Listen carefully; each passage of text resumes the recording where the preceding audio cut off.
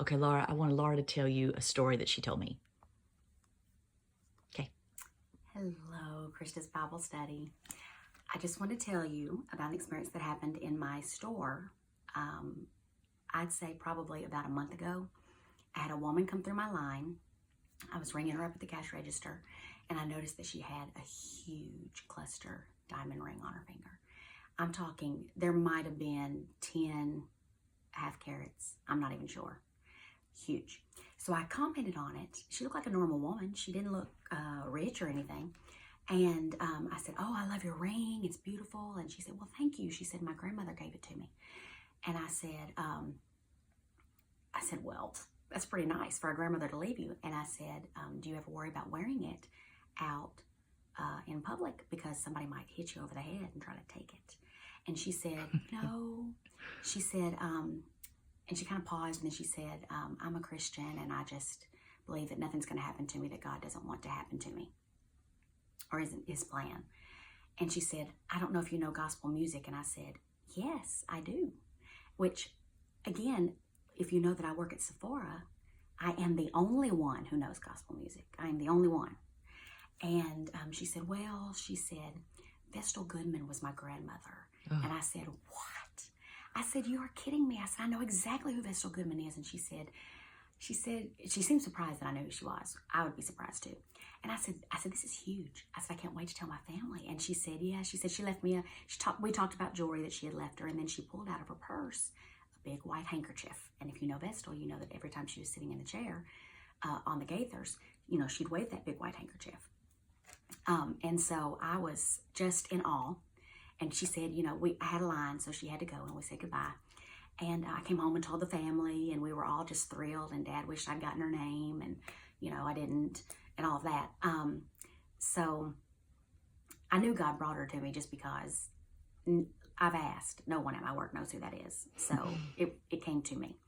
And then about a week or so ago, we're having some upheaval at the store, and I'm looking at a possible job change to move in Mount Juliet, if we build a store in Mount Juliet, where I live, which will be less 45-minute drive I won't have to make. And it would be a promotion. And everybody's worried about there's different promotions going on right now, and everybody's scurrying around and worried and hurried and, trying to look their best and just do stuff they should have been doing all along, I'll be honest. But I was having a day where I was panicking because I thought, well, should I be doing something, more to prepare for this job? Should I tell them that I'm interested? Like, how often do you mention it? I don't know. So I was worried, and just, when I get anxious, I squeeze my hands a lot. And so I was just squeezing my hands and just thinking, and I was the only one at the cash register.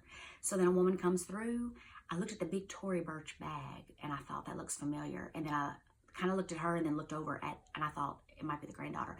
Looked over at her hand, saw the ring. And I said, "You're the granddaughter." And she looked at me and she said, "Yes, you remember?" And I said, "Yes." I said, "I told my parents."